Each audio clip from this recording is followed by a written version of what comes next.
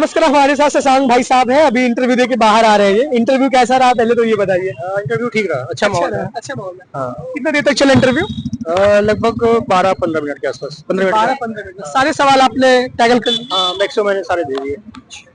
तो एजुकेशन का क्या बैकग्राउंड है और किस तरीके से मतलब कौन सा मीडियम है आपका? मेरा इंग्लिश मीडियम है, मैंने मैकेनिकल इंजीनियरिंग में बीटेक किया है।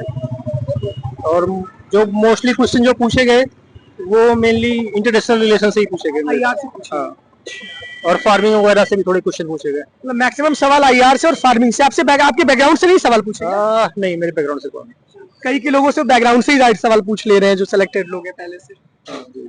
तो आपने अपनी तैयारी में कोचिंग किया था कि सेल्फ स्टडी से? मैंने नेक्स्ट आईएएस से क्लासेस करी थी, बाद में मैंने टेस्ट सीरीज जो है स्टडी से मैंने टेस्ट सीरीज की थी जी। तो कोचिंग का कितना बड़ा रोल रहता है सफलता में? कोचिंग का रहता है, लेकिन बाद में मेहनत खुद करनी पड़ती है, प्रैक्टिस को खुद को करना पड़ता है। सेल्फ स्टडी बहुत इम्पोर्टेंट हाँ, है। सेल्फ स्टडी बहुत है। तो क्या क्या मतलब आपने स्ट्रेटेजी अपनाई थी प्रीलिम्स, मेंस और इंटरव्यू के लिए? एक बार सिलेबस यही है कि सिलेबस आप अच्छे से एक बार करो, उसके बाद टेस्ट सीरीज लाओ और टेस्ट सीरीज करो, प्रैक्टिस करो जितनी हो सके।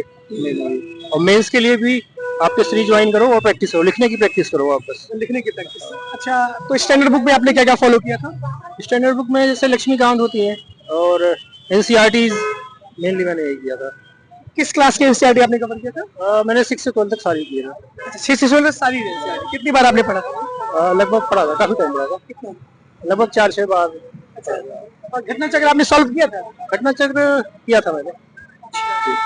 तो मतलब कंपलसरी है घटना चक्र सॉल्व करना? ऐसा नहीं है, पीवाईक्यू आप कहीं से मिल जाए, पीवाईक्यू आप प्रैक्टिस कर लो अच्छे से, जरूरी नहीं होती कोई भी ऐसी चीज की जरूरी नहीं है। आप प्रैक्टिस करते रहो, मुझे मेन प्रैक्टिस ही है।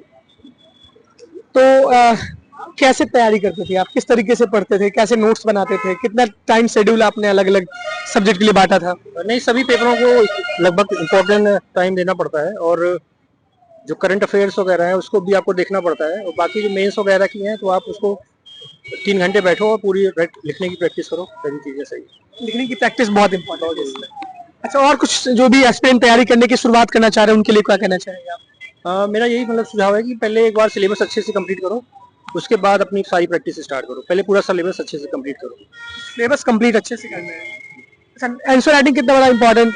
आंसर राइटिंग सबसे ज्यादा इंपॉर्टेंट है, अगर वो आप नहीं कर रहे हैं तो आप कहीं लड़ाई में ही नहीं है। अच्छा, आंसर राइटिंग बहुत इंपॉर्टेंट बहुत important। है। इंटरव्यू अच्छा रहा आपका? ठीक है। ऑल द बेस्ट आपको आपका सिलेक्शन।